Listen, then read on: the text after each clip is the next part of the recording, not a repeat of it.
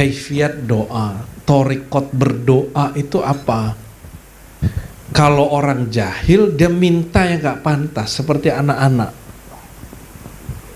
Bang Dik ini umur sudah di atas 50, jangan minta seperti anak 5 tahun gitu maksudnya. Jika orang masih meminta sesuatu yang tidak pantas, berarti rohaninya masih kecil. Mintalah sesuatu yang menunjukkan kedewasaan rohani. Yang masih minta rumah, minta mobil, minta kawin, apalagi? Minta apa lagi? Anak. Minta anak, itu masih standar, ya.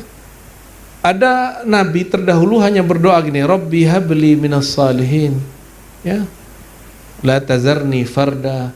Ya Allah, berikan aku pewaris. Pewaris itu ada dua, pewaris rohani, ada pewaris jasadi. Ternyata Allah beri dua-duanya.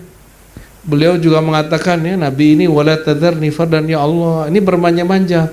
Masa ya Allah, aku sudah berjuang untuk agamamu tapi engkau biarkan aku sendiri, tuaku sendiri gitu. Bermanja-manja. Rabbi habli minas salihin.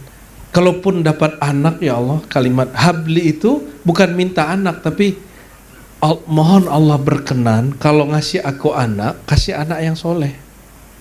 Bukan minta ya Allah pengen anak, ya Allah pengen anak, gak begitu. Tapi yang diminta anak yang solehnya langsung. Kalau nggak usah punya anak sama sekali gitu.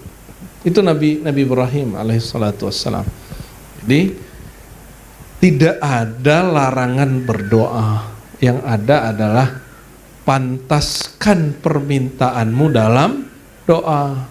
Maka sebelum berdoa tanya dulu hatinya, ini pantas nggak aku lafazkan? Kalau tidak, baca saja yang umum, Rabbana atina fid dunya hasanah. Nah, ini ada doa menarik dari Imam Junaid. Apa kata Imam Junaid, ya? Ij'alni mimman yadhkuruka dzikra man la yuridu bi dzikrihi minka illa ma huwa lak. Ya Allah, tolong jadikan aku orang yang berzikir, beramal kepadamu, untukmu, bukan untuk hawa nafsuku, tapi sesuai dengan yang selayaknya tentang dirimu. Ya, ij'al ghayata maqsadi ilaika ma huwa lak. Ya Allah, jadikan tujuanku beramal sesuai dengan tujuan yang engkau perintahkan. Wala taj'al qasdi ilaik ma atlubuhu minka. Ya Allah, jangan jadikan maksudku adalah apa yang aku mau, bukan yang engkau mau. Nah, ini yang disebut fana. Fana pada tujuan. Tujuannya harus fana, Bang Dik.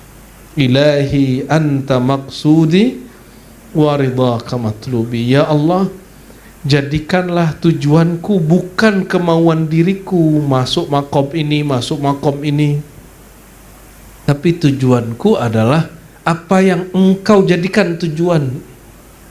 Allah ini kan gak perlu tujuan, tapi ketika Allah mengasih misi kepada kita, Allah katakan ini loh tujuan kamu hidup. Sedangkan Allahnya tidak perlu bertujuan. Allah sudah sempurna. Tujuan hanya untuk yang belum sempurna. Itu tujuan, itu yang disebut amanah. Ya, amanah yang Allah berikan ke kita. Wa ma khalaqtul jinna wal insa illa liya'budun. Tidak aku ciptakan jin dan manusia, apa amanahnya? Kecuali untuk mengenal aku, sehingga mereka benar-benar tepat dalam menyembahku. Gitu ya. Jangan nanti seperti onta nyembah syahadat, dia memuji Rasulullah, tapi ujung-ujungnya perut lapar. Ya, Arab Badui ujung-ujungnya ingin menyaksikan keajaiban, khariqul adah, keramat-keramat, mujizat-mujizat. Nah, itu bukan yang kita minta, ya. Nah, inilah yang disebut menfanakan permintaan dalam tuntutannya Allah. Allahumma sholli ala sayyidina Muhammad. Baik Bu ya, bolehkah kata Allah sedang bermanja-manja, kita bermanja-manja dengan Allah sama dengan Allah suka kalau kita bicara padanya di dalam doa itu? Ya lebih kurang begitu, tapi yang pantas. Kalau saya berdoa pakai bahasa Indonesia gini masih oke nggak nih Bu ya? Bismillah ya, siap salah. Curcol nih, curcol. Ya Allah ya Rahman ya Rahim, Izin kami baca Al-Fatihah ya Allah. Dalam doa ini kami tidak ingin menyuruh-nyuruh Engkau ya Allah, tidak pantas ya Allah, tapi dengan syafaat dari baginda Nabi besar Muhammad SAW, dengarlah segala apa yang kami ingin utarakan dalam Al-Fatihah ini. Itu boleh nggak pakai syafaat di situ? Dengerin apa? Al-Fatihah yang dibaca. Oh, oke. Boleh lah tuh. Boleh ya? Alhamdulillah. Bukan dengarkanlah. Emang Allah tuh nggak maha mendengar? Ya Allah, ya Sami. Ini kan bermanja-manja tadi Bu ya. Saya tuh ngerasa Allah tuh ada dan senang diajak bicara. Iya. Allah itu bersifat kalam dan selama-lamanya senang berkalam. Jadi nggak seperti yang dikatakan orang Allah itu galak gitu, enggak. Allah itu senang. Allah itu intim sekali dengan hambanya. Sangat-sangat. Makanya Bismillah itu lafaznya bukan dengan nama Allah yang maha mengancam, dengan nama Allah yang maha menyiksa, enggak. Dengan nama Allah yang maha penyayang, pengasih. Kalau bahasa lainnya Bang Dik, dengan nama Allah yang maha romantis. Lihat orang susah, terus ngomongin ya Allah kasihan dia susah gitu ya. Pernah? Terus gak bantu dia, Anda tertipu. Ya, pernah tertidur malam hari tidak tahajud? Ya Allah aku gak tahajud. Tapi gak ada ingin mengqadanya. Jika benar malam tadi itu keteledoran, qadha. Oleh karena itu diribat semua yang talqin hampir wajib sholat witir, walaupun raka'ah wahidah, satu karena ini perintah Sayyidina Muhammad SAW. Autiru walau bi raka'ah, berwitirlah walaupun satu rakaat. Maka kita sebut manhaj kita manhaj Sayyidina Muhammad SAW yang diriwayatkan para guru, para imam, ya, sehingga muncullah nama-nama thariqah. Jadi kalau ketinggalan witir, tahajud, qadha, satu rakaat cukup. Karena Sayyidina Muhammad SAW yaqdi al-masnunat, al-mustahabbat, al-mutatawwa'at. Nabi itu selalu mengqadha amalan-amalan tambahannya. Karena itu tangga menjadi kekasih Allah. Beliau sudah jadi kekasih Allah. Ya.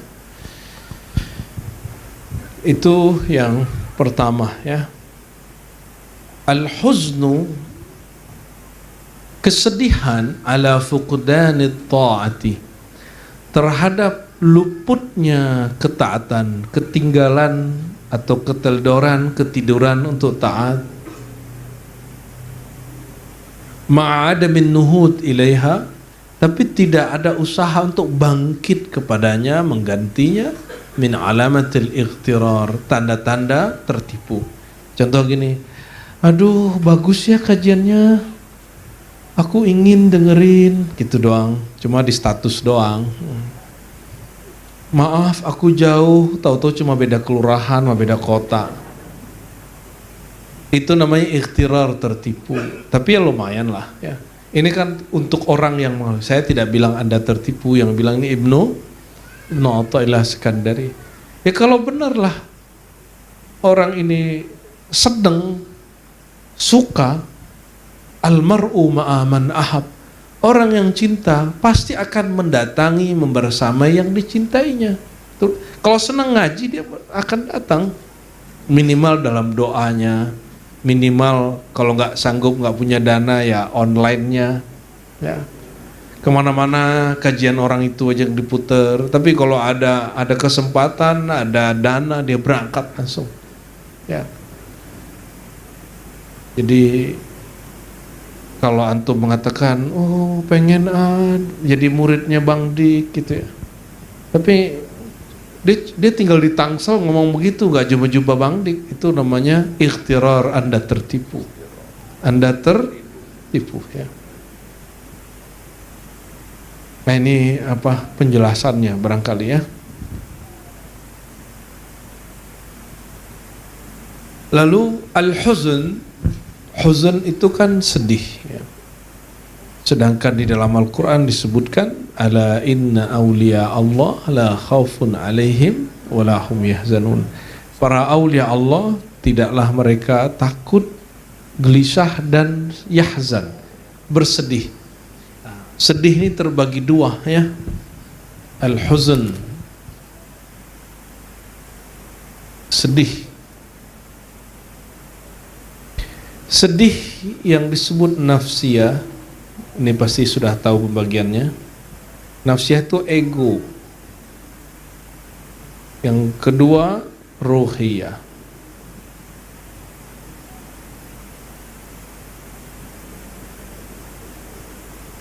Kalau nafsiyah, dia hanya nanti jadi penyesalan ya. Sedihnya penyesalan,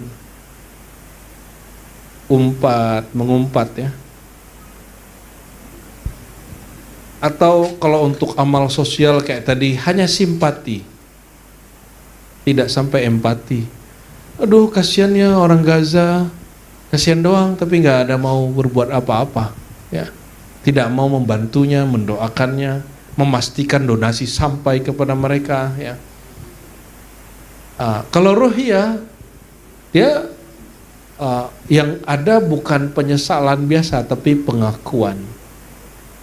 Tidak nyalahin siapa-siapa. Contoh gini, Bang Dik kalau tertidur subuh nggak nyalahin pengajian, nggak nyalahin handphone kok nggak bunyi alarmnya, nggak nyalahin istri kok kamu nggak bangunin aku, tapi mengatakan emang salahku ya, emang hatiku belum oke, gitu aja. Kalau lemes, misalnya puasa lemes, bilangnya gimana? Kerja tapi nggak fit, nyalain puasa nggak? Maaf nih nggak bisa fit, aku puasa. Dia nggak semangat bekerja, alasan dia puasa. Dia jadikan amal kepada Allah ini sebagai hujah untuk selamat dari pandangan makhluk. Ini berbahaya ini orang ya. Jadi pengakuan itu yang penting, pengakuan, mengaku diri salah. Itulah Sayyidina Adam alaihissalatu wassalam. Yang kedua nggak ngumpat ya, nggak mengumpat. Ini kan ada yang hobi ngomong sendiri kan, tiba-tiba ngomong sendiri. Bang Dik suka begitu nggak? Kan suka ngomong sama pohon ya kan? Hati-hati Bang Dik dulu ya. Jadi jangan suka ngomong sendiri nggak jelas. Kalaupun ngomong, bicara hal yang meluruskan itu kepada diri. Ya. Giliran aku, ya. Jangan begitu ya. Kalimat-kalimat begitu tuh ngumpat, itu nggak baik. Ya. Lalu yang ketiga empati. Ya. Ini tulisannya sangat nggak jelas ini. Empati. Empati itu ya, tidak hanya simpati kepada orang. Kasihan ya, tapi dia langsung kemudian. Misalnya ada orang jatuh di depan, terus diliatin doang, ya Allah dia jatuh, gimana tangannya itu pasti sakit, kan gitu ya, biasanya ibu begitu ya, ya Allah dia jatuh pasti sakit tuh, gitu doang. Yang benar gimana? Kita turun, kita bantuin dia, itu rohiyah ya. Maka sedih yang pas itu sedih yang ada pergerakannya di situ. Maka ini bukan disebut sedih yang menjadi pantangan para aulia ya. Ada satu riwayat, innallaha yuhibbu kulla qalbin muhazinin atau munkasir qalbuh ya. Allah suka dengan orang yang kalbunya sedih kayak Bang Dik sekarang. Jadi hadisnya ini Bang Dik. Hadis riwayat Imam Al-Hakim, wallahu a'lam bis-shawab ya.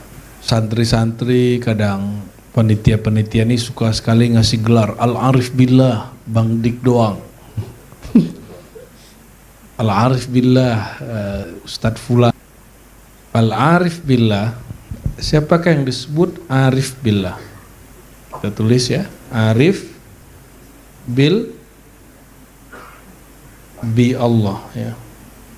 Bisa boleh ditulis billah. Arif itu bahasa Arab, arif yaitu orang yang bermakrifat. Orang yang bermakrifat. Makrifat itu disebut knowledge, pengetahuan. Pengetahuan dalam tradisi ulama ahlullah itu bukan teori. bukan coba-coba, tapi pengalaman langsung. Jadi makrifat itu ada makrifat yang versi orang-orang istilahnya materialism, itu harus empirik, harus jelas empiriknya. Padahal ada knowledge yang tidak empiris, yang tidak mesti secara indera. Ada pengetahuan yang sifatnya dia rasional. Rasional itu kita berpikir lalu kita tahu. Ada pengetahuan yang sifatnya eksperimen.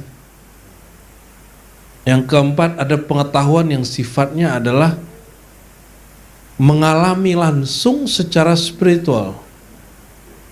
Kalau empiris mengalami langsung secara fisik.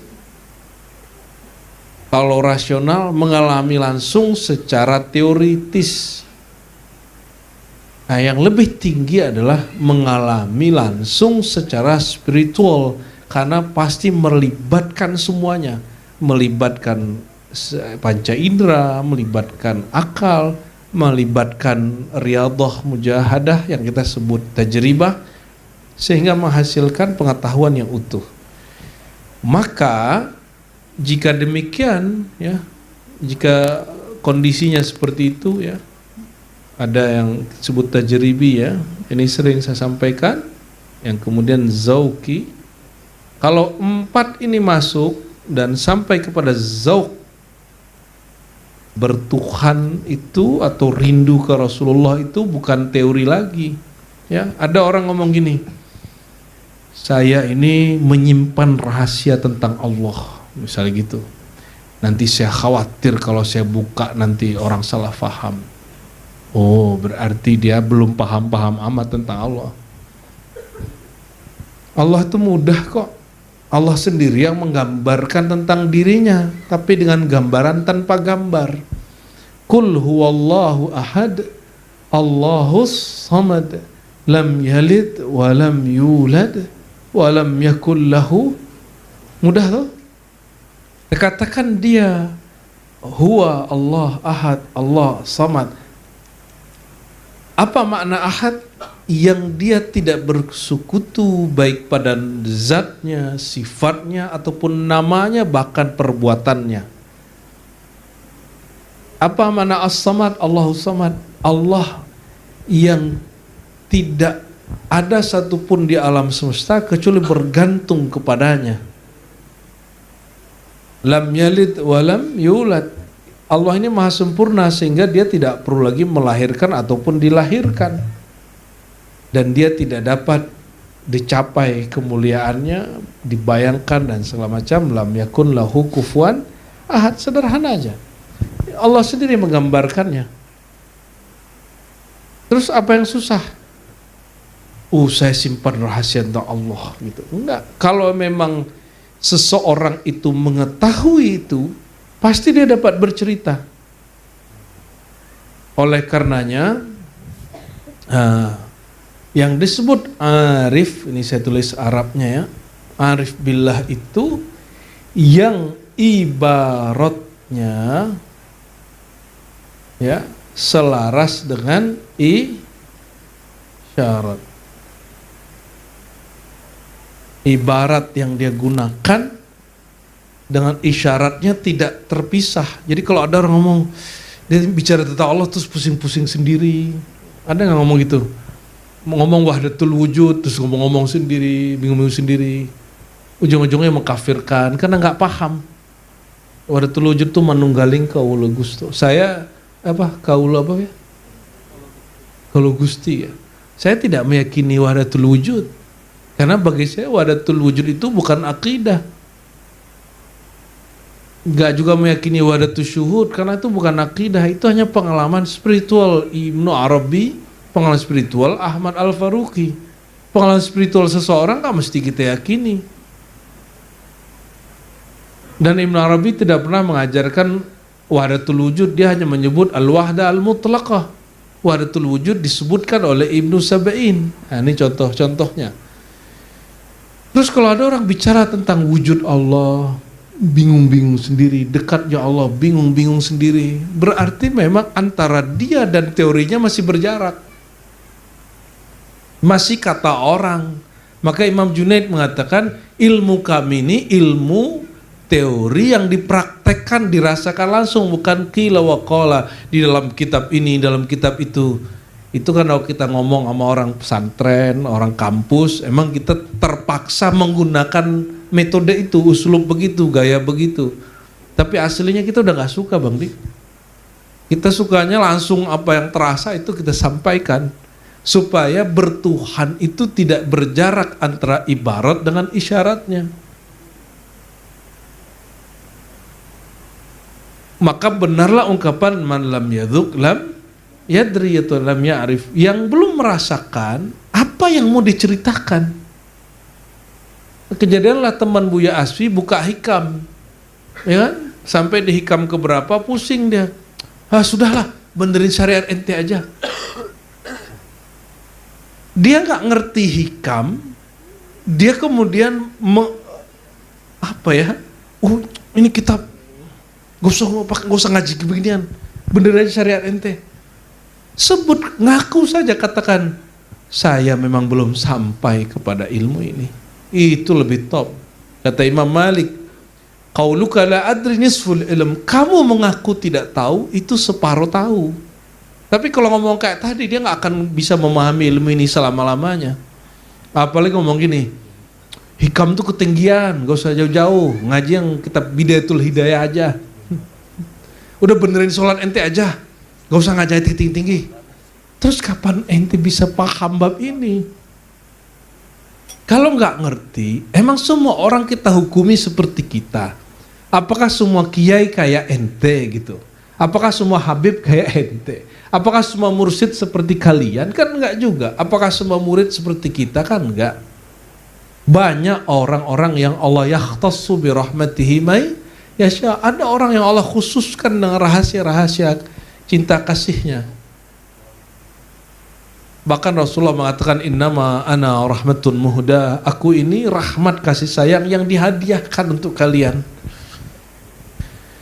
Oleh karena itu, ikhwah sekalian, saudara-saudariku, ya, membicarakan tentang Allah itu mudah sekali, ya, sangat indah sekali. Seindah menceritakan kita sedang jatuh cinta kasmaran, seindah menceritakan bagaimana indahnya menjalani rumah tangga yang sakinah, mawaddah, rahmah, ya. Seindah itu, Bang Dik. Maka saya sering kasih pertanyaan, orang belum pernah nikah, baca buku teori, mohon maaf, teori bercinta dari 1000 kitab. Kira-kira dia sudah faham belum nikmat bercinta? Hei para jomblo, kalian tahukah nikmat bercinta? Bercinta itu jangan jorok-jorok semuanya hubungan badan, gak mesti begitu. Ya, kemanjaan, kemesraan. Orangnya belum menikah, belum paham, ya, bagaimana indahnya. Karena kalau belum nikah cemas kan, gelisah, tambah dekat tambah gelisah, tambah vulgar, tambah menggelegar. Jadi mesti halal sehingga terasa indah dan tenang, litaskunu ilaiha.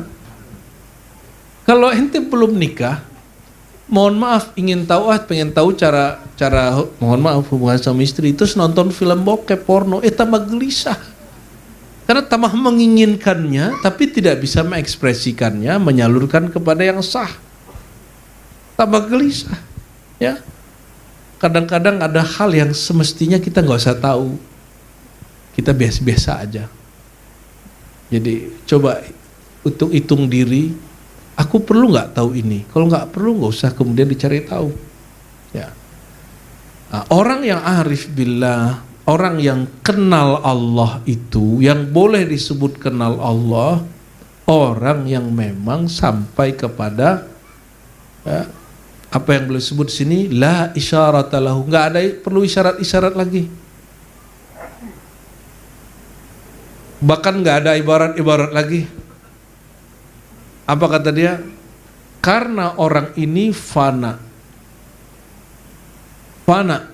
Apa arti fana? Dia fana fi wujudihi. Wujud dia sirna lebur dalam wujud Allah. Begitu dua wujud atau satu wujud? Yang wajibul wujud kan hanya Allah. Kita kan mungkinul wujud. Yang benar-benar wujud dengan zatnya hanya Allah. Kalau kita diwujudkan, maka jangan pernah membayangkan ada wujud kita di hadapan Allah. Itu syirik khafi. Yang tepat itu apa? Leburkan wujud kita, barulah engkau akan merasakan wujudnya Allah. Terus bagaimana kok ada nabi bisa dialog dengan Allah?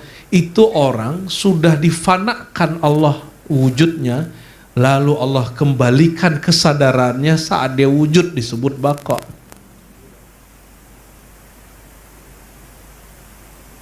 Allah lebur mereka, dilebur mereka. Maka kalimatnya kata Imam bin Washish, aghriqni fi biharil ahadiyah. Ya Allah, karamkan aku. Karamkan itu bahasa Indonesianya apa Bang Dik?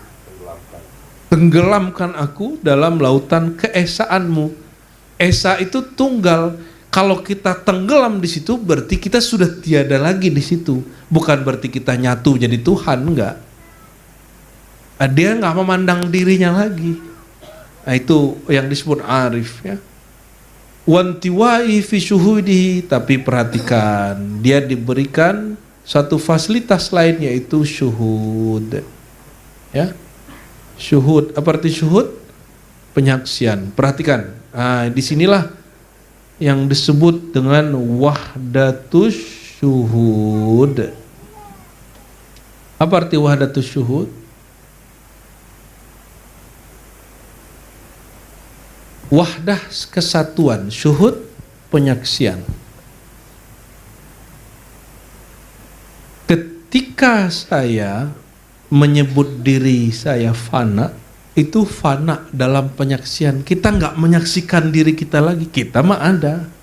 Bang Dik mengatakan aku lebur dalam cinta Nabi Muhammad, Bang Diknya mah ada, tapi merasanya tidak memandang lagi keberadaan kita. Itu yang disebut wahdatus syuhud, ya. Apabila Allah berikan kesadaran penyaksian ini, barulah kata Imam Ahmad Al-Faruqi, orang selamat secara tauhidnya, bahwa ini hanya persoalan zauq, rasa, ya. Kalau Bang Dik belum pernah ke Mekah, bisa nggak merasakan, menceritakan energi Mekah ke orang? Nggak bisa. Kalau hanya nonton di YouTube, baca kitab, bisa nggak? Jadi kawan saya ngajar kitab hadis, nyampe di babul hajj, bab haji, selalu dia pusing, ini kitab berat sekali nih, kenapa aku nggak bisa jelasin? Karena dia belum pernah umroh dan haji. Kalau orang sudah pernah haji umroh itu mudah.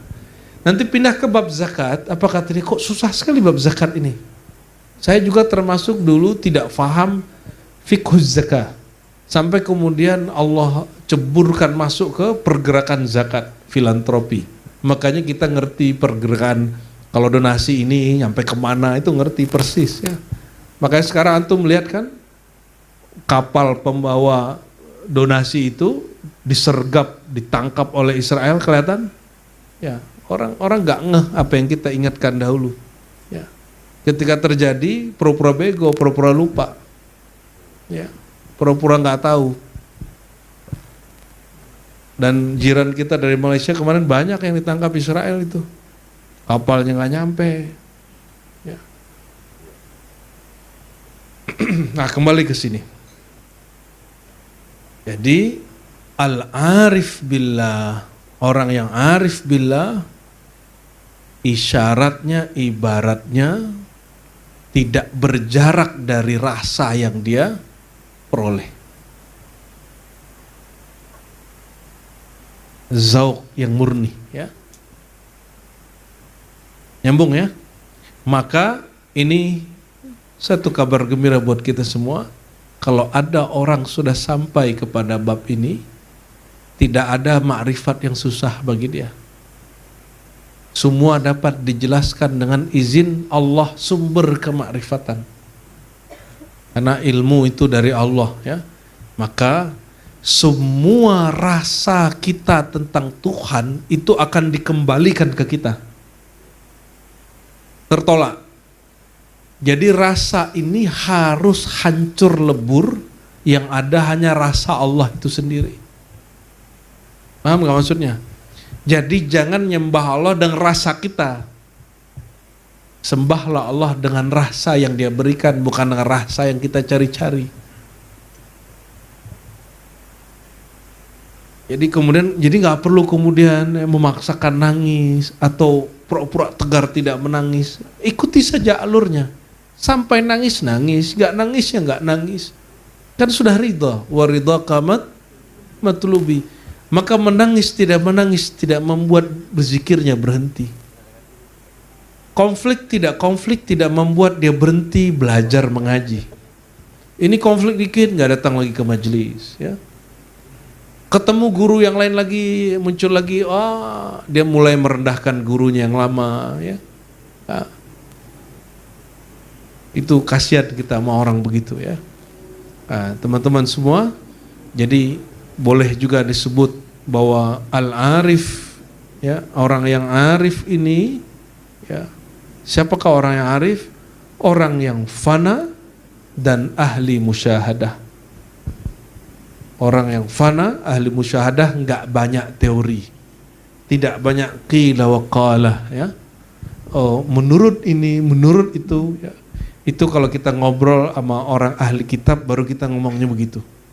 Kalau enggak kita enggak perlu, ya. Alhamdulillah rabbil alamin. Lanjut. Buya, izin tanya sebentar Buya.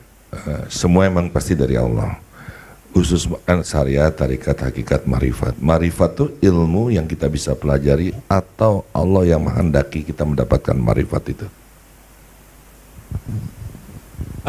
Dalam hadis Imam Tirmizi itu ada kalimat dan dijadikan judul Imam Bukhari, al-ilmu bita'allum. Ilmu itu mesti diambil dari ahlinya. Tapi itu al-ilmu, gimana al-ma'rifah? Maka al-ma'rifatu bit-ta'rif. Ma'rifat itu pemberian Allah.